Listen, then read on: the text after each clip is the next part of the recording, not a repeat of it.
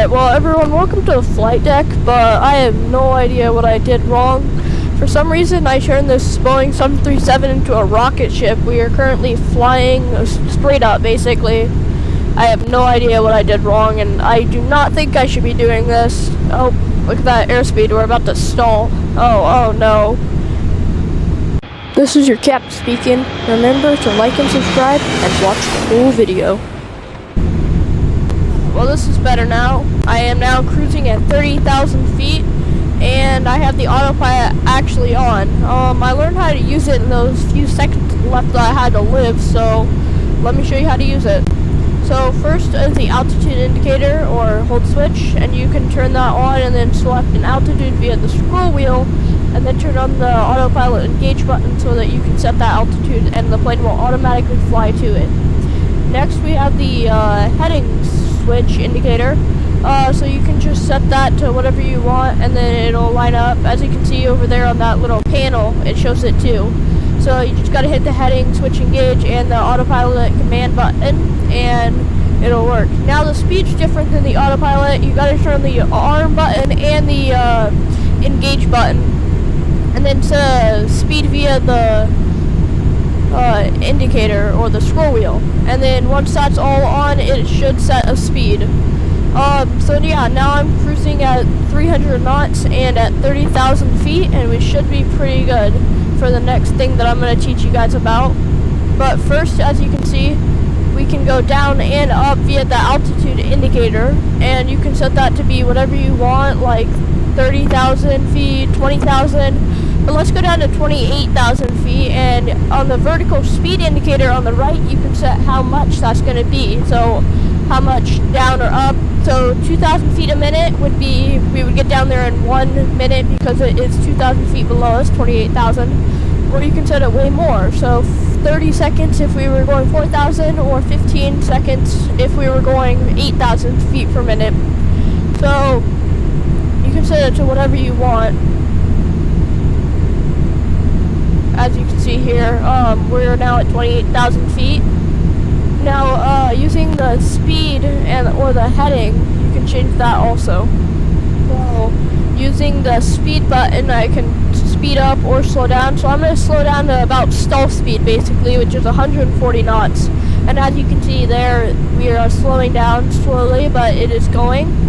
Now, over here, we are making that turn still, and if we go up to, like, we can change the bank indicator.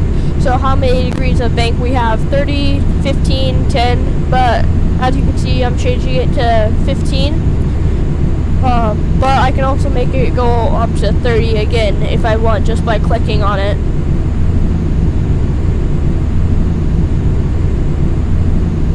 See, now I'm at 15, and you can see here that we're only going 15 degrees of bank.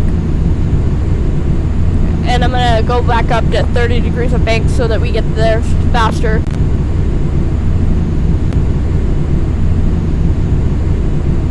As you can see, our speed is still coming down slowly.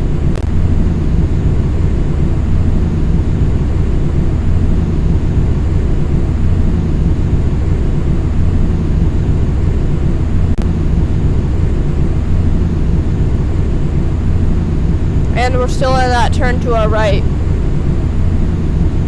I'm going to go all the way back up to 30,000 feet, and I'm going to go really fast up there.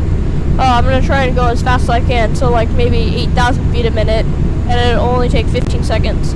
As you can see, the auto throttles are doing all the speed that we need, and I don't have to touch them, and these displays are showing us how much the engines are working. Oh no, I'm in a stall. Oh shoot, maybe I went up there too fast. What am I doing wrong? Oh, this is bad. That's the stall horn. Oh, we're all about to die. Oh no, what have I done? Alright, well, I saved the plane, so now I'm going to teach you how to use the nav hold switch. It's quite simple once you know how to do it. So first, as you can see, the nav hold switch button's there. I'm almost going to turn on the airspeed since I had to turn it off there for a second. Now the nav hold switch uses a VOR, which uses the nav radios.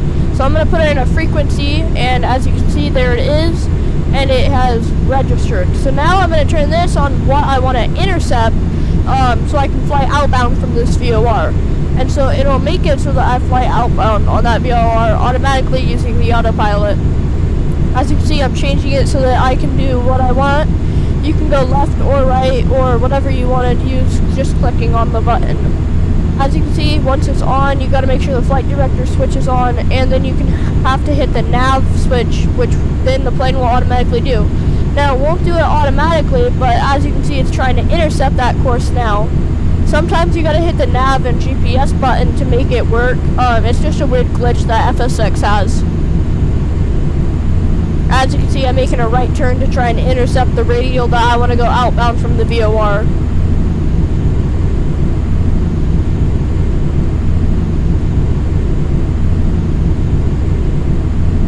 And you can see down there on that little display that I am going to the right, and I'm going to intercept it.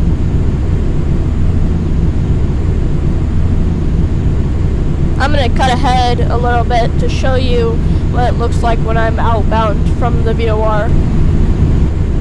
Alright, now that I am outbound from the VOR and I have intercepted it, it's going to try and follow that course away. Now, it will make some adjustments, probably because of wind and other factors, but as you can see, I am making turns to the left and right to try and stay on this course that I selected. I'm going to cut ahead to show you how to do an ILS approach, which is very important and easy to use once you know how to do it. Alright, now I am much lower and getting ready to do an ILS approach into San Francisco. So first I'm going to set up the nav radio so that it has the ILS tuned into it. That's going to be 109.55. And when I'm done with that, I'll show you what to do next. But you're going to want to make sure that's in your active so that it follows and knows that ILS is what you're going to want to do. You can hit the ID button if you want to hear the Morse code beep, which you'll hear in a second. And that was the Morse code beep, but I'm going to turn that off for now because it gets annoying. Alright, so now we can see it's registered down there as ILS, and you're going to want to change this to whatever your runway heading is going to be. So 283 is what's going to be mine for today, and make sure that flight director switch is on so that it actually works.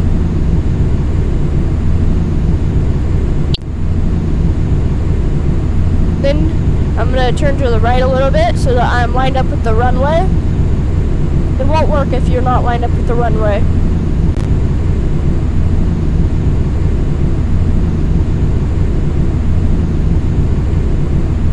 I'm on 30 degrees of bank right now, but it will be okay.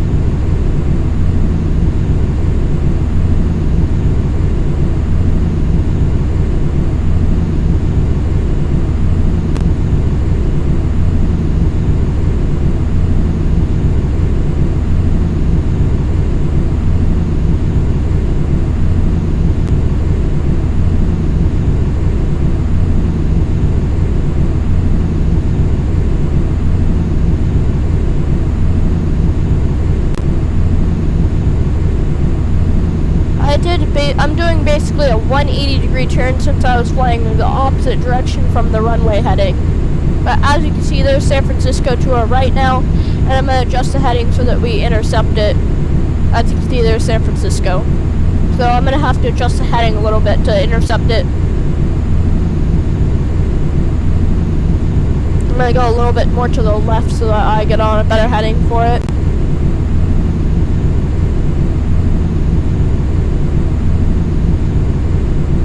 And there we go. The airport's basically right in front of us and a little to the right now.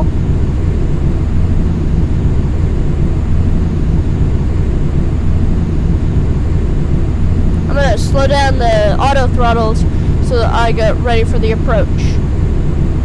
Now you're going to want to hit the approach button as soon as you can till the plane lines up. So I'm going to hit that button now. And once it's on, it should automatically take over as soon as you're in range of the ILS beacon. I'm going to adjust my seat height a little bit so I can see better. And once you get close enough, it will actually disengage the altitude indicator so that it's on the glide slope. And the glide slope is what's going to keep you on that course for the runway.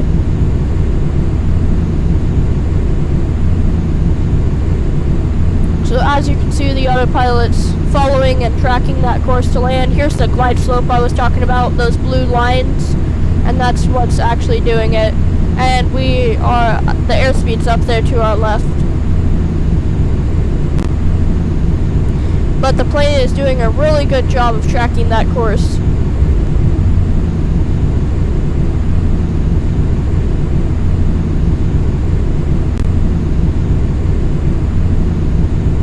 Now I can see the runway now, it's in front of us, and we are doing really good.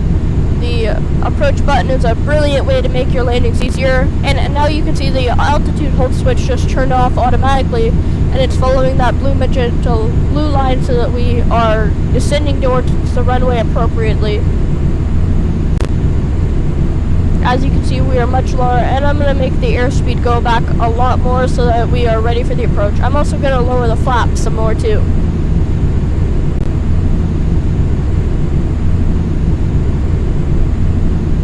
I'm also going to lower the landing gear to get ready. As you can see, we have 3 green lights, and that means that the landing gear are all down and set for landing. I'm also going to set the speed brakes to armed so that they extend automatically upon touchdown. As you can see, we are lined up for the runway and ready to land.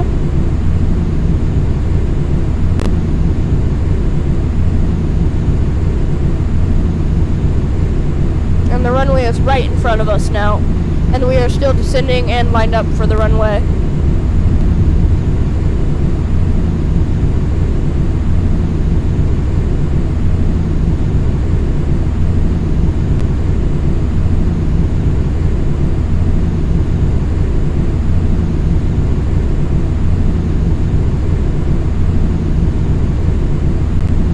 Those runway lights are showing how high or low we are, and if we need to be higher or lower. As you can see, we have 2 green and 2 red, which means we are lined up perfectly for the runway.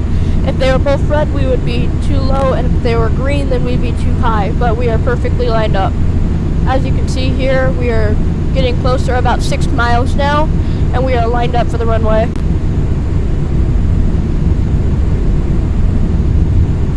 I'm going to reduce the speed a little bit more, almost to stall speed, so that we are slowed down as much as we can for this landing. I'm going to lower the flaps a little bit more also.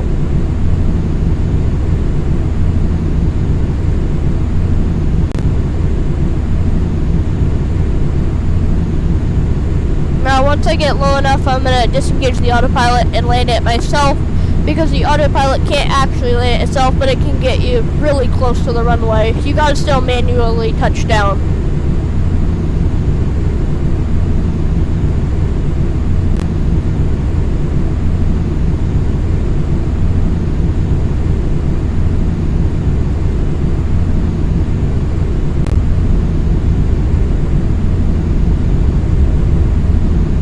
I'm going to lower the flaps all the way now, since I'm really close.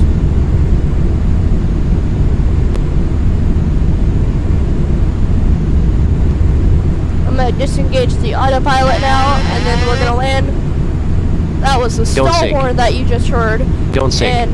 But we should be good.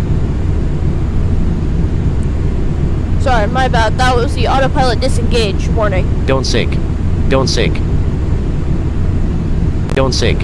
Don't sink. And I am a Don't little sink. bit faster Don't to sink. the right, but it should be okay. Don't I sink. think I can correct here. Oh, look, there's another plane there waiting to take off.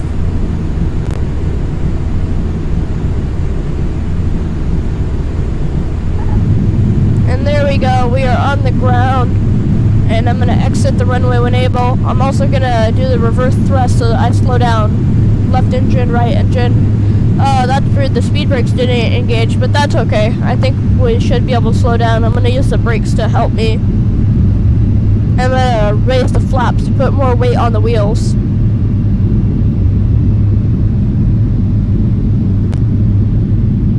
Oh, there's another airplane right there. Looks like an Airbus.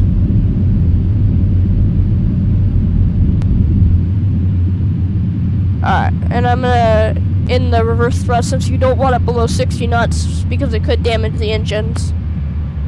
Alright, and we are on the ground, off the runway, and behind this Airbus. Thank you for watching, and remember to watch some other videos.